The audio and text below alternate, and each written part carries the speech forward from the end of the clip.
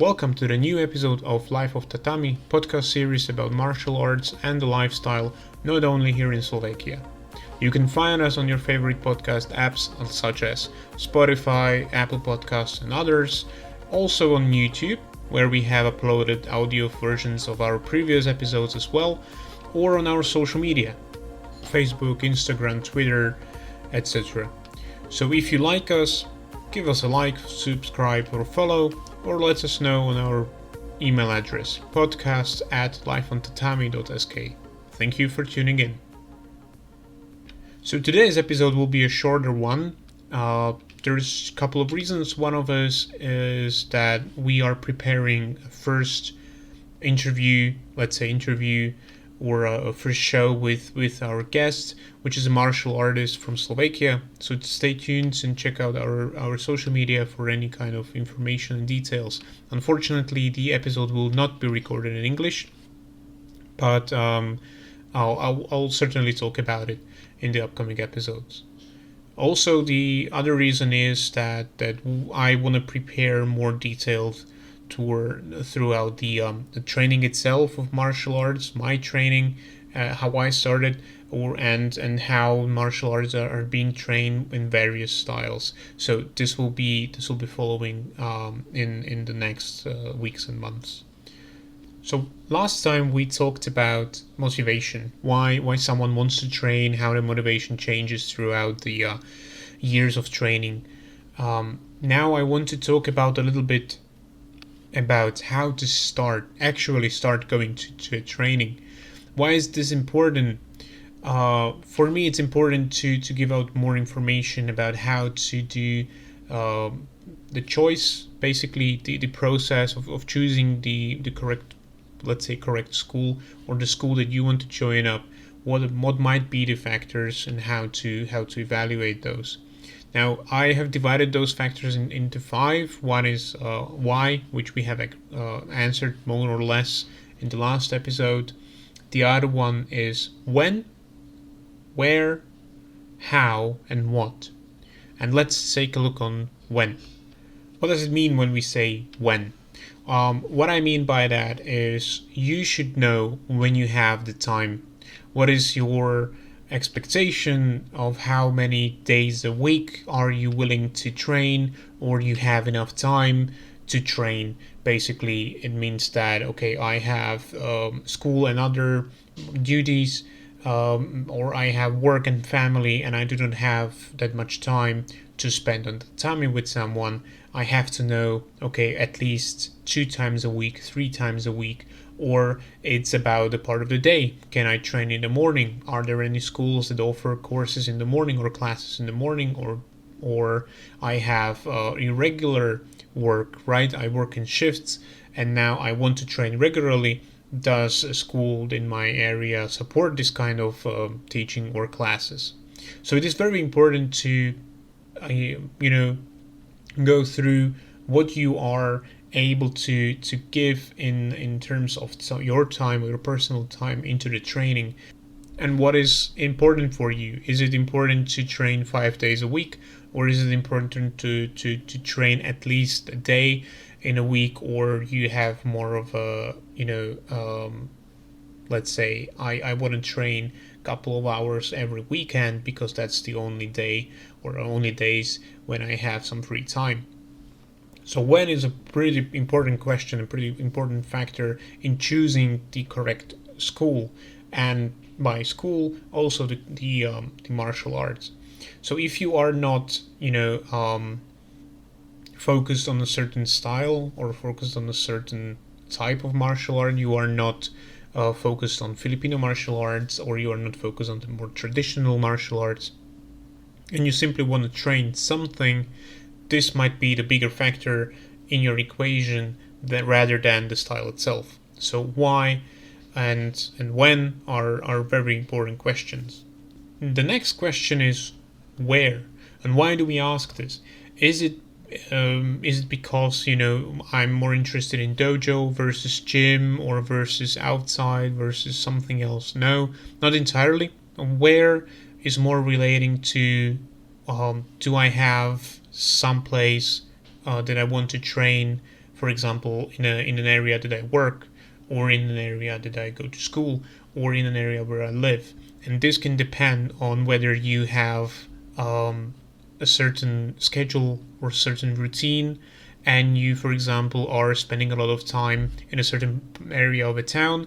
I would rather look for schools in that area than to travel all across the town for work, then on the other side for training, and then back home through the whole town again. So it might be very time consuming.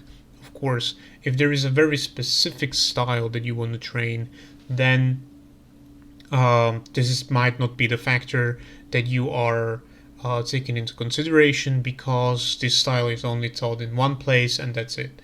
So it depends.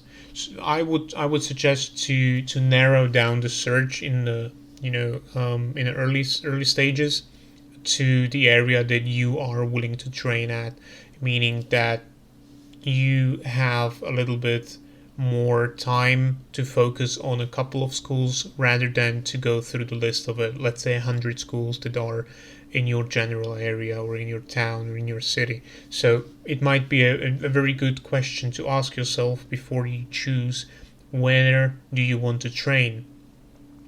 And I say this because I have a student, for example. We used to train at this place. We used to rent out space there, and the student, they went right after my training to the next, meaning that when we trained at that particular place, it was very convenient for them to continue training and to go back to back training. Basically, they were very eager to train, so it was not a problem for them. And when we moved, it became more of a let's say a problem, because they couldn't attend as many classes as they wanted. They still wanted to attend my classes and the other classes as well, but now they had to make adjustments. So it might be a big factor for some. Now we get from the more technical perspective of when and where to more of a to how. How should the training look like? What is my expectation of the training? Should it have some kind of traditional, resemblance, meaning that you wear budogis or some kind of uniform? Is there a strict code? Is there a certain names that you are using for instructors, for older students, for the place where you train, or you are looking for something that you want to be more combative or more competitive, or you are looking for something more modern, etc. So how the training is conducted, how it looks like, is a big factor, because this is something that is created in your mind as an expectation, and this expectation needs to meet the reality. So if you make up some martial art that does not exist, but you have this idea in your head, it might be very difficult to confront it with reality and to have a very good overlap of these two parts of the expectation and the reality. Now, how to have a better overlap with the reality is that you make some research. So you research the schools in your vicinity or in the area that you want to train at, and now you start to contact the instructor, for example, or you start to look up videos about that kind of style, and not the videos that are, for example, comparing styles, of course, but videos that are showing the style, for example, or some training. Especially if the school is producing some, look at those. They might be very helpful for you to understand. Of course, call the instructor or write them an email, find them on social media, contact them, ask them whatever question bothers you. And what I can recommend the most is to go and see the actual training, meaning that you actually sit, for example, for a class there. You can see the atmosphere, you can see how the class is conducted, you can see what kind of attention does the instructor provide to the class and to the pupils or students, and you can have a better understanding of what the reality is, and that can help you to choose the correct styles, the correct school, the correct martial art for you.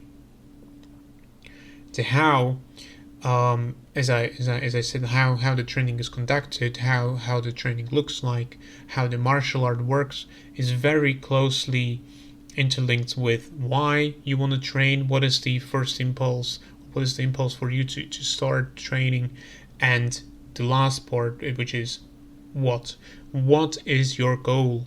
What is the goal of your training is very much linked with why do you want to train. But you want to, for example, compete, but your goal is to compete in amateur competitions, or is it to become a professional? Is your motivation to learn something new, and might be your goal to later on become an instructor, or to better your technique or better your skill set? Is your goal to become a lethal weapon? Is your goal to become an expert in self-defense? Or is your goal to, let's say, lose weight? And once your goal is reached, then you do not have the motivation, right? So setting up an achievable goal is a good thing to start, right? So you want to do something. Also, setting an achievable goal at that level, it can be sometimes motivating. You can set your goal that I want to compete as a professional in the early beginning, and this is something that drives you. But what is the outcome of your training should be of your concern as well when you want to start. Do you want to become more fit? Do you want to learn something new? Do you want to hone a skill, or something else is in play?